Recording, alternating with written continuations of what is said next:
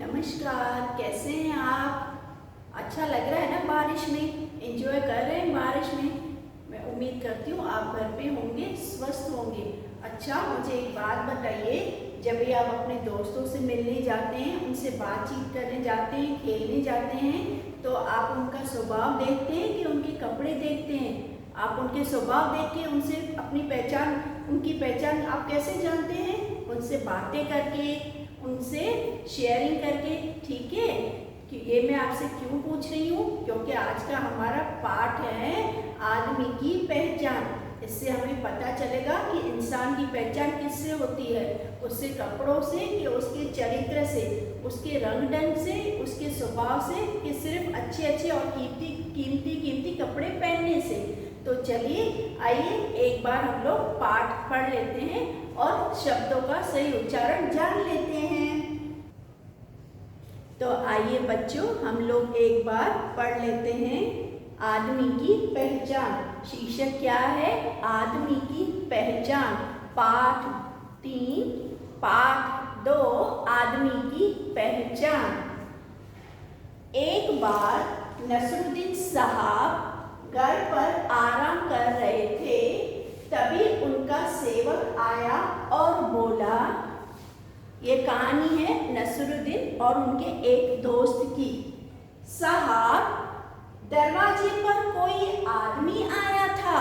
उनके सेवक ने बोला, साहब, दरवाजे पे कोई आदमी आया था। वह कौन था? क्या मैं उसे जानता हूँ? तो नसरुद्दीन साहब ने पूछा अपने नौकर से, वो कौन था? क्या मैं उसे पहचानता हूँ? सेवक ने अपने दिमाग पर जोर डाला और बोला, नहीं साहब, पहले तो उस आदमी को कभी नहीं देखा, लेकिन हाँ, वह आपके लिए ये चिट्ठी दे गया है। नौकर ने जवाब दिया, पहले तो उस आदमी को हमने कभी नहीं देखा, पर वह यह चिट्ठी आपके लिए दे गया है। क्या है उस चिट्ठी में, आइए जानते हैं। चिट्ठी पढ़कर नसरुद्दीन साहब बोले, नगर के एक धनी और इज्जतदार आदमी ने अपने यहाँ मुझे किसी कार्यक्रम में बुलाया। नौकर ने बोला, नगर के एक धनी और इज्जतदार आदमी ने अपने यहाँ मुझे किसी कार्यक्रम में बुलाया है। आपको इनविटेशन मिलता है ना पार्टी में जाने के लिए, प्रोग्राम में जाने के लिए, तो नसरुद्दीन साहब को भी इनविटेशन मिला एक अच्छा से प्रोग्राम में जाने के लिए। यह तो बहुत खुशी की बात है साहब। ये सुनकर नौकर ने बोला, ये तो बड़ी खुशी की बात है कि आपको किसी कार्यक्रम में न्योता मिला है। नसरुद्दीन साहब ने सेवक के हाथ से चिट्ठी ले ली। फिर नसरुद्दीन साहब गहरी सोच में पड़ गए और बोले। क्यों सोच में पड़ गए नसरुद्दीन साहब, आइए जानते हैं।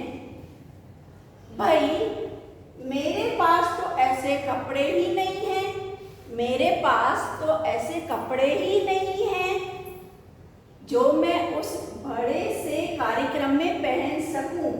मुझे नए कपड़े सिलवाने होंगे। नसरुद्दीन साहब बोले, मेरे पास तो ऐसे अच्छे वाले कपड़े तो नहीं हैं जो मैं कार्यक्रम में जाने से पहले पहन सकूं, क्योंकि पार्टी में जाने के लिए आप सोचते हो ना, आज तो मेरे को अच्छा ड्रेस चाहिए, है ना साहब। मैं अभी दर्जी को बुलाकर लाता हूँ। दर्जी मतलब टेलर। नौकर ने बोला, कोई बात नहीं, आपके पास कपड़े नहीं हैं तो मैं अभी टेलर को बुला के आता हूँ, ताकि वो आपके लिए नए कपड़े सी दे। ठीक है, समझ में आया बेटा? आज कार्यक्रम का दिन है और नसरुद्दीन साहब बाहर किसी काम में ऐसे फंसे कि उन्हें कार्यक्रम में जाने के लिए बहुत देर हो गई। उन्होंने सोचा, जिस दिन कार्यक्रम था उसी दिन नसरुद्दीन साहब को बहुत सारे काम आ गए और वो भूल गए कि मेरे को किसी कार्यक्रम में जाना है।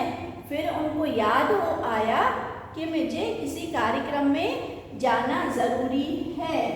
वो सोचने लगे आज तो बड़ी देर हो गई, क्यों न इन्हीं कपड़ों में कार्यक्रम में चला जाऊं।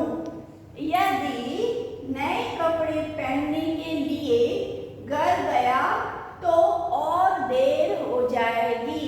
उसने सोचा अभी तो पहले से ही इतनी देरी हो गई है और घर पे जाऊंगा, मैं कपड़े दूसरे पहनूंगा, फिर तो और मेरे को देरी हो जाएगी। आप बोलते हो ना आज तो मैं बहुत लेट हो गया हूँ, तो फिर से जाऊंगा आऊँगा, तब तक तो मेरा पार्टी खत्म हो जाएगा, है ना। आप सोचते हो ना ऐसा।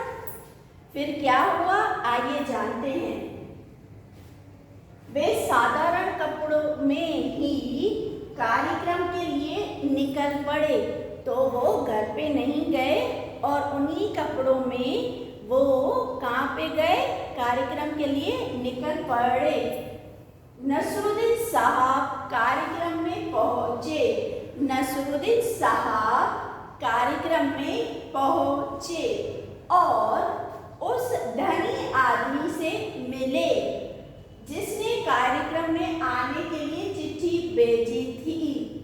नमस्कार साहब, कैसे हैं आप? धनी आदमी की नजरें सीधा नसरुद्दीन के साधारण कपड़ों पर गई। उसने सोचा कि शायद कोई निर्धन व्यक्ति है, तभी ऐसे कपड़े पहनकर यहाँ आ गया है। उसने नसरुद्दीन को अनदेखा कर दिया। नसरुद्दीन साहब उसी कपड़ों में पार्टी में गए, कार्यक्रम में गए।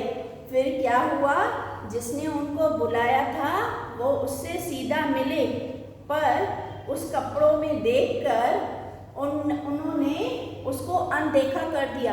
अनदेखा मतलब ऐसे कर दिया कि शायद वो उसे पहचानते ही नहीं है। फिर वो साहब उनके दोस्त सोचने लगे कोई निर्धन मतलब कोई गरीब आदमी मेरे कार्यक्रम में आ गया है, ठीक है, समझ में आया। तभी ऐसे कपड़े पहनकर यहाँ आया है, गरीब है तभी तो ऐसे कपड़े पहनकर यहाँ पर आया है। उसने नसरुद्दीन को अनदेखा कर दिया। उसने नसरुद्दीन को अनदेखा कर दिया।